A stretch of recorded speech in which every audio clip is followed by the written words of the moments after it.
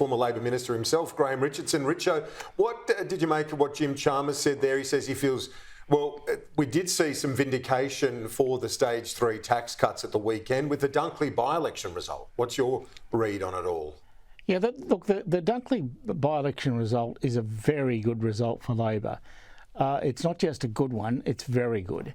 And the reason for that is that, you've got at play in a seat like Dunkley an electorate where you've got the working class areas, you've got the middle class areas, etc.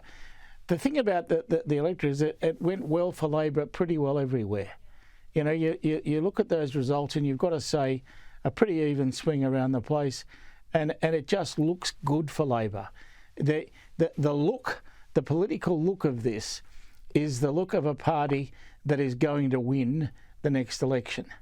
There's very little in its road to get there, and I think if you get another by-election like that one, I think that the bookmakers will not take any money on Labor. It'll be 20 to 1 on. It'll be Ajax odds. But you would be cautioning against any sense of hubris or arrogance off the back of the result. There was still a swing to the Liberal Party in those numbers. Oh, well, there had to be. It's a by-election. I mean, if there wasn't a swing to the Liberal Party, I think you'd find in their headquarters in Ash Street in Sydney, they'd be jumping out of 10th floor windows. This is a result where you've got to get some swing to you in a by-election. The trouble is they got the minimum swing, the minimum, not one vote over the minimum. Now, that's a big problem for them. Minimums aren't going to win them an election. But getting back to that point, for a government nearing the second half, or we're well into the second half, nearing the final year of the term, they would want to avoid any sense of getting ahead of themselves. You need, and the Treasurer among them, needs to stay vigilant on that message about cost of living, doesn't he? Because people are hurting right now, Richo.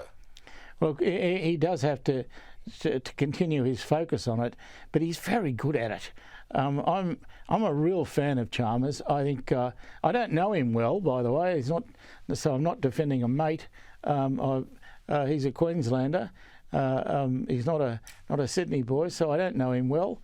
I have met him. That's all I can say. But I'm a great admirer.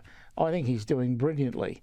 And as I've said to a lot of people, this bloke would sell ice to Eskimos in a flash. And as for the Prime Minister and the way that he's come out of that funk off the back of the voice referendum, the loss, the campaign, it was a debacle, but at least I guess it was in the first half of the term, so they can have time to reset, regroup, and focus on the main political game, which is the economy. Yeah, look, I think you've got to give every Prime Minister one blue. You've got to make a mistake somewhere. No one's perfect. And if you've got to make a mistake, I'd rather you make an early one than a late one, and that's what he's done. It was a mistake. He went up the wrong path. Australia said no, but I think we've just ruled a line through that and said, right, that was yesterday. Let's look at tomorrow.